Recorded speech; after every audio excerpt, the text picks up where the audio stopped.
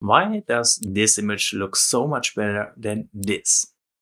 I used the same focal length, applied the exact same editing. The only difference in these two photos is the shutter speed. This was shot at a fraction of a second. Not with an ultra-fast shutter speed, but it's enough to freeze the motion of the waves.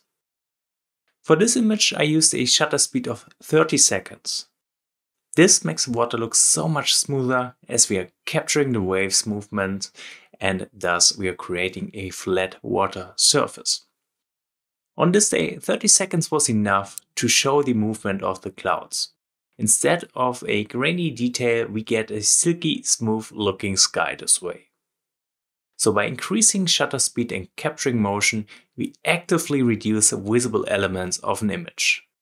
This can clean up the scene a lot and reduce the overall visual chaos. Let us take another look at this long exposure. We have three elements that make this shot interesting: the dead tree, the sign on the right, and the sun on the left.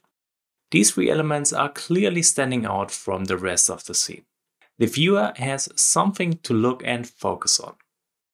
Comparing this to the shorter exposure, we now have these three elements competing against the chaos in the water and in the sky. This image is not working. So thanks to the long exposure, I was able to create a pleasing landscape composition. Of course, this does not mean you must shoot everything as a long exposure. Let's say it's a windy day and your subject is slightly moving with the wind. You end up with a blurry subject and that's not good most of the times. Or let's say you want to shoot some reflection in a small lake. The long exposure will make the reflection blurry or maybe even completely destroy it.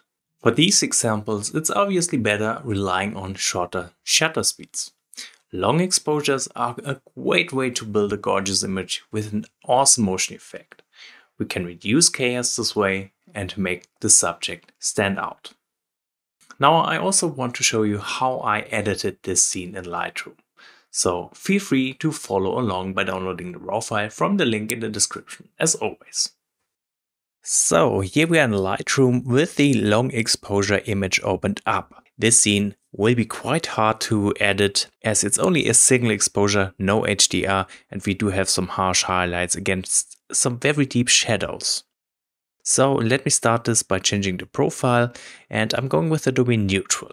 If you want to have more control, as I mentioned in an earlier video a few weeks back, you could use a linear profile, but that's just a little bit too much work for my taste. So let's go with Adobe Neutral, which already looks quite a bit better than before. Before I start working on the white balance, I do want to fix the exposure. Right now the image is quite a bit too dark, so I'm going to bring up the exposure first. Right about here looks good to me. And raising the exposure obviously will also make the highlights brighter. I don't want that, so I'm going to bring them down. I'm very careful here dropping the highlights, because if I drop them too much, it looks kind of weird. And also dropping the highlights will lessen the contrast, which also does not help for this scene. Now for the next step, I want to bring up the shadows, restoring more details from the darker parts. And for the same effect, we can bring up the blacks. And as we push the blacks slider, we are fixing the underexposed areas, just like this. Okay, the image starts to look a lot better. Now let's also raise the whites. This way we are adding a bit of contrast back to this image, and also this will help to make everything a little brighter. It will also again make the highlights brighter, so keep an eye out for overexposure when pushing the whites here. And then let's also raise the contrast, giving this image some more punch this way. Alright, we can quickly take a look at the original raw file to see the difference. Exposure wise it looks much better, but we did indeed lose a lot of contrast, so that's the next thing I want to work on. I want to bring up the texture for some more detail. At the same time, I'm going to drop the clarity. This will introduce some kind of soft glowing look on this image, and then let's introduce some dehaze, hopefully giving this image enough contrast. I don't want to overdo it with the dehaze slider as well, because this looks super weird very fast, but I think that's a good start. We can also bring up the vibrance, of course, to bring back some saturation. Wonderful. Looks quite a bit better than before. We can also work on the white balance a bit. I do like the colder colors up in the sky. Still, I want to bring up the temperature slightly, introducing some more warmer tones. Just right about here. And I also want to bring down the tint maybe. Okay, wonderful. That looks great. Now, after the basic tonal adjustments, you can see we are still lacking a little bit of contrast. We can fix that with a bit of masking, so let's jump into the masking panel. And what I want to do first is I want to work on the sky. Let me create a linear gradient covering pretty much most of the sky like this. And what I want to do first is pump up the contrast, which should help making the clouds a little more interesting. And let's also bring down the shadows. This way we are making the darker clouds a little darker. For the same effect, we can also bring down the blacks. Wonderful. I do think I want to have some colder tones up in here, so let's bring down the temperature. That looks perfect. Now I'm noticing the upper left side is way darker than the rest of the sky. I'm not a big fan of that. I want to fix that using a linear gradient covering just that dark patch right here, just like this. And in here I'm simply going to bring up the exposure to bring it more in line with the rest of the sky. Right about here maybe. And we can adjust it a little more, maybe rotate it a bit. But that's looking way better. Now with this out of the way, we can start working on the top of the sky. I'm going to use another linear gradient, just like this. And this time I'm going to bring down the exposure again. Something like this maybe. The difference is now the left and right side are kind of similar in brightness. And we don't have a strange balance between a very dark spot and a bright spot in the sky. So I also want to bring down the blacks in this linear gradient, kind of creating some vignetting effect, just to kind of lead the eye more towards the center. And let's see, I also want to bring up the clarity. All right, that looks awesome. Now, enough for the sky. Let's also work on the foreground. We can use another linear gradient for that. Just covering the foreground like this maybe. And I want to bring up the whites in here, adding some more brightness to the foreground. And let's also bring up the clarity for more structure in here.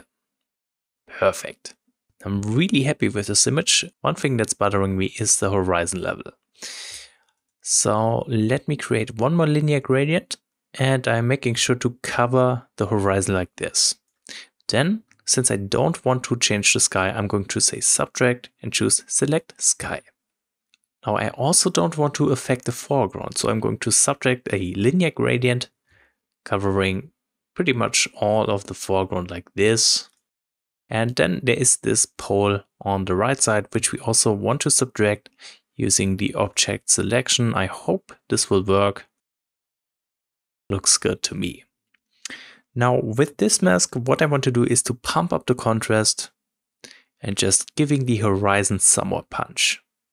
We can also maybe bring down the blacks to make it even darker. Perfect, and that's it for the masking adjustments. Again, let's take a look at the before, after.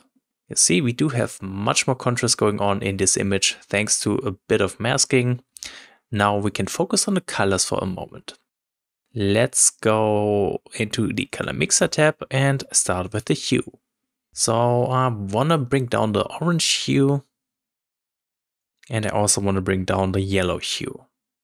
And that's because I want the warmer color tones of the sun to be more of an orange color tone than a yellow color tone. And now I'm heading into the saturation tab to bring up orange, yellow, and maybe even the blue tones a bit. That looks great. Alright, then let's do a bit of split toning in the color grading tab. I'm starting with the highlights, And I just want to introduce some more warmth by setting the hue to an orange-like color tone somewhere around here. And I'm bringing up the saturation. That looks good already. Let's see if we can also use the midtones to add some more warmth. Again, set up the hue. And let's carefully bring up the saturation. Okay, looks good to me. We might even want to use the global color wheel here and again use a warmer color tone. So somewhere around here and very, very gently bring up the saturation. Perfect. Now there's some more color grading to be done in the calibration tab. Here, what I want to do is I want to bring down the blue primary hue slightly and then pump up the saturation some more.